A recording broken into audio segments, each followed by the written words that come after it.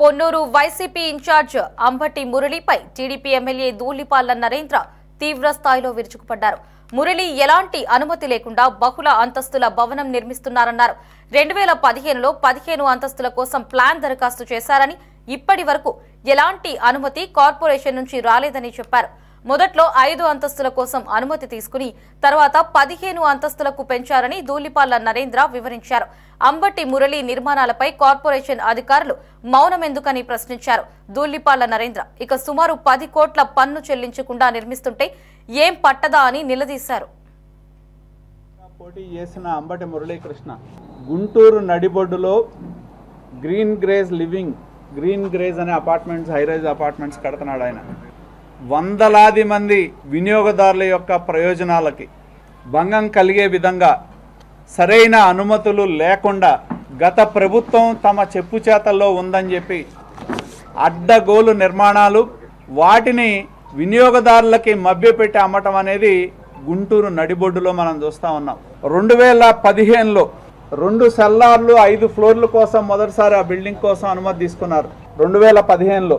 అలాగే 2017లో 15 ఫ్లోర్లు 2 సెల్లార్లు 1 స్టిల్ట్ కోసం పర్మిషన్ కోసం అప్లై చేయడం జరిగింది, రివైజ్డ్ ప్లాన్ కోసం. ఇవాళ 2024 ఈ రోజు వరకు కూడా ఆ రివైజ్డ్ ప్లాన్కి అనుమతి లేదు. 3 బ్లాకులు ప్రపోజ్ చేసి దాదాపు 15 లక్షల స్క్వేర్ ఫీట్ నిర్మాణానికి పనులు శ్రీకారం చుట్టారు. ఇవాళ మనం చూస్తూ ఉన్నాం, నిర్మాణాలు జరుగుతూ ఉన్నాయి. ఇక్కడ ఇంకొకటి ఏంటంటే, వెనకాల రైల్వే ట్రాక్ వెళ్తా ఉంది.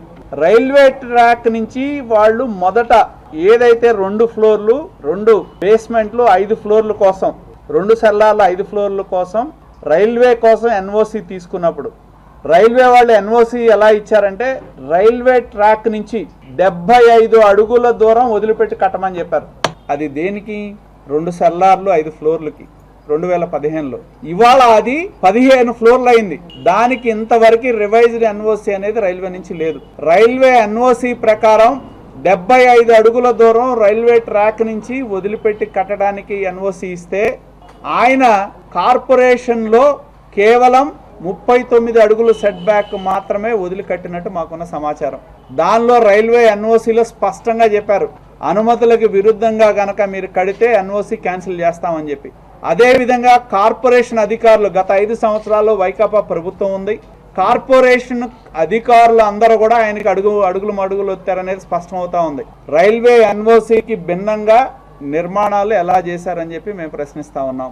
వాళ్ళు మామూలుగా ఎవడన్నా ఒక చిన్న ఇల్లు కట్టుకుంటే మనం చూస్తాం, కార్పొరేషన్లో ప్లాన్ వైలేషన్ ఉందంటాడు, లేకపోతే నువ్వు ఈ డబ్బులు కట్టలేదంటారు. వచ్చి ఎవడన్నా ఒక పేదాడు ఇల్లు కట్టుకోవడానికి ఆపితే ఇల్లు ఆపటం మనం చూసాం.